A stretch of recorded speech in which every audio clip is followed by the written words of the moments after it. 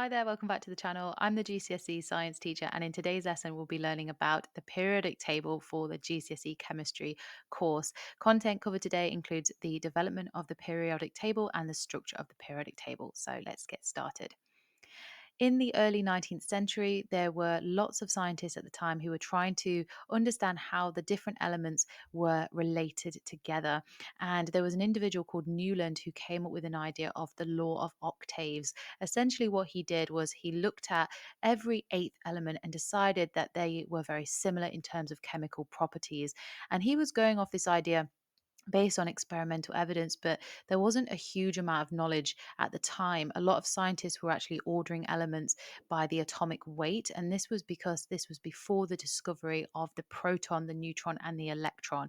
And if you want to learn more about the structure of the atom, definitely feel free to check out my video on it on my channel. Also, at this time, not everyone really agreed on the structure of the law of octaves because there were elements that were missing. There were only about 50 elements that we knew of at the time. And this was really due to experimental evidence. A lot of it was done by Humphrey Davy, who used batteries to discover new elements, but also other chemists who had used flame tests to actually burn materials and see what was inside or what the chemistry of those materials were. Um, so the development of the periodic table continued, and in the late 19th century, there was an individual called Dmitri Mendeleev who came up with the periodic system as we know it today. And what he did was he focused on organizing the elements by atomic mass and also the chemical and physical properties of those elements. And he also was aware that, yes, there were elements that were missing, but he actually left spaces and gaps for those elements to be discovered, which is quite an interesting concept and a way of thinking about it. Also, the knowledge of isotopes made it possible to also explain why the order of the atomic weights was not always going to work. And just if you're not sure, an isotope is essentially an atom that has the same number of protons but a different number of neutrons. And if you, like I say, want to check out more information about atoms, definitely feel free to check out that video. So, the structure of the periodic table was very much based on Mendeleev's work, and we utilize this still today. And if you have a quick look at what I've got on the screen, you can see you've got group one, or the alkali metals, which most of the periodic table is actually made up of metals. They're called group one elements because there is only one electron found in the outer shell of the atoms in this particular group. We also have all the way to the other side, we have the halogens, which are a group of gases, and they are found in group seven. And they also are called group seven because they have seven electrons in their outer shell.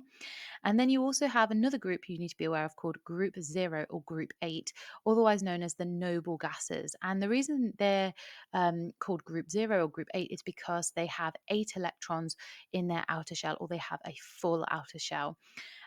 If you're doing triple science, you also need to be aware of the transition metals, and they are found in the center of the periodic table. And like I say, I'll have a whole video for each of these on my channel, so you can check that out too. Also, just to be aware, there are something called the periods and groups. Groups go downwards. So you've got group one, group two, three, four, five, six, seven, eight, or zero. And along the, if you go across the rows instead of the columns, across the rows, we call these periods. And essentially, the groups and periods help organize the different elements based on their physical and chemical properties. So that was a really quick whistle stop tour about an introduction for the periodic table. Like I said, I will have more videos about each individual group on my channel. If you want to check out more, feel free to do so.